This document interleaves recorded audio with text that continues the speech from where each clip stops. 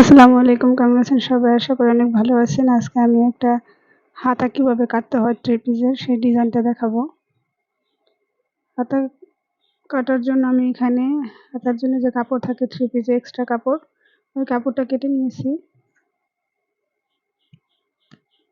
এখন এই কাপড়টা আমি ভাঁজ করে নিব।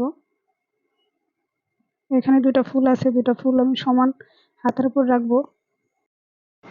আমি হাতার কাপড়টা এখানে 4 পাটে ভাঁজ করে নিয়েছি। এখন বন্ধ পাশ আমার দিকে থাকবে আর খোলা পাশ সামনের দিকে। এখন আমি এখান থেকে লম্বায় যতটুকু নেওয়ার দরকার এখানে নিয়ে নিব।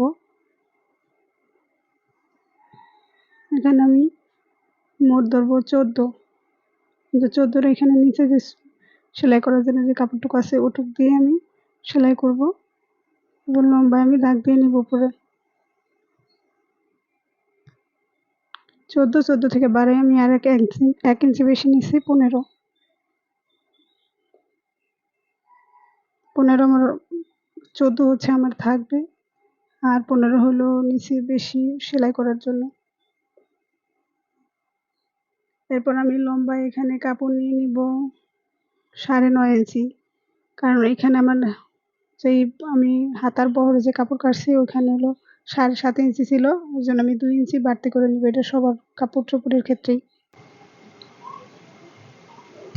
এখন আমি এখান থেকে 9.5 ইঞ্চিতে দাগ কেটে নিব, কারণ সবার জামা কাপড়ের ক্ষেত্রেই যে এখানে বহরে যতটুকু হবে তার থেকে 2 ইঞ্চি বেশি নিতে হবে। আমারটা ছিল 7.5 ইঞ্চি, এর জন্য আমি 9.5 ইঞ্চিতে দাগ কেটে নেব।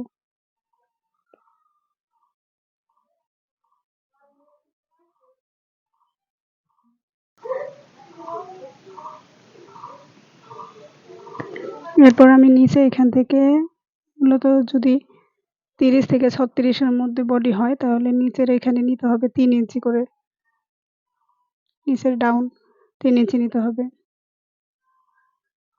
আর এখানে আমি যেই জামাটা তৈরি করতেছি এটার বডি হলো 40 ইঞ্চি, এর জন্য আমি এখানে 3.5 ইঞ্চি ডাউন করে নিব। যদি 38 যদি 36 কম হয়, 36 থেকে যদি বেশি হয় তাহলে তার ডাউন নিতে হবে হলো 3.5 ইঞ্চি। এর জন্য আমি এখানে 3.5 ইঞ্চি নিয়ে নিব। তারপর আমি যেভাবে করে হাতার ডিজাইন করতেছি ওইভাবে করে আপনারা আস্তে আস্তে করে করে নেবেন, কারণ এই ডিজাইনটা করা অনেক জরুরি। এর জন্য হাতা অনেক সময় দেখতে এখানে কুঁচকানো হয়।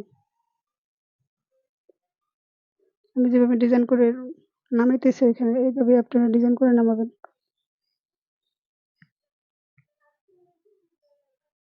এরপর আমি নিচের হাতায় এখানে আমার মূল হলো 5.5, 5.5 থেকে আমি 1 ইঞ্চি বেশি 5.5 প্রথমে দাগ দিয়ে নিব।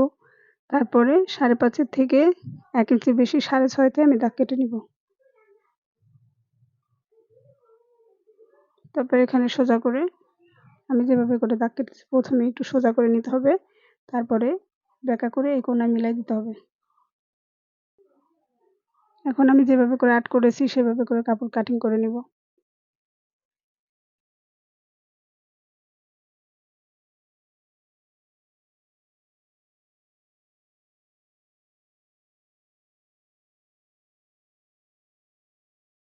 এখন আমার হাতা কাটিং করে প্রায় শেষ। এখন আমার একটু বাকি আছে, এখানে আমি তালপাট কাটিং করে নিব। এর জন্য জামার যে কোনো একটা সাইড, হয়তো এই সাইড বা ওই সাইড দিয়ে কোনো একটা সাইডের এখানে আমি মাঝ বরাবর যে কোনো একটা সাইডে তালপাট কাটবো, এর জন্য মাঝ বরাবর একটা দাগ দিয়ে নিব।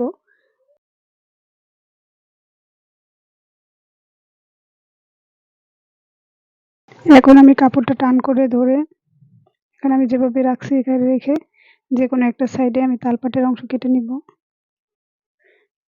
এর জন্য আমি ফিতা দিয়ে মেপে প্রথমে এই মাথা থেকে এই মাথার সমান মাঝখানে একটা দাগ দিয়ে নিব।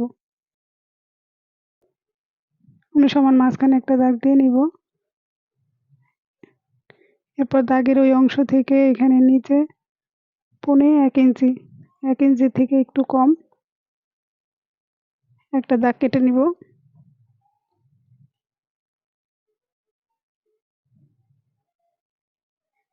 এখান থেকে আমি এই মাথা থেকে ওই মাথা সোজা করে দাগ সোজা করে নিব এবং এখান থেকে সব নিচের থেকে যে পুরা 1.5 ইঞ্চি করে তালপাট কেটে নিব। দাগটা সোজা করে 1.5 ইঞ্চিতে তালপাট অংশ কেটে নিব।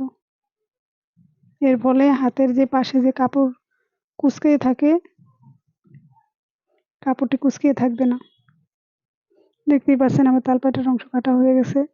ধন্যবাদ সবাইকে আমার ভিডিওটা দেখার জন্য এবং আমার পাশে থাকার জন্য। ভবিষ্যতে আরও ভালো ভালো ভিডিও পেতে আমার চ্যানেলটি সাবস্ক্রাইব অথবা ফেসবুক পেজের পাশে থাকুন।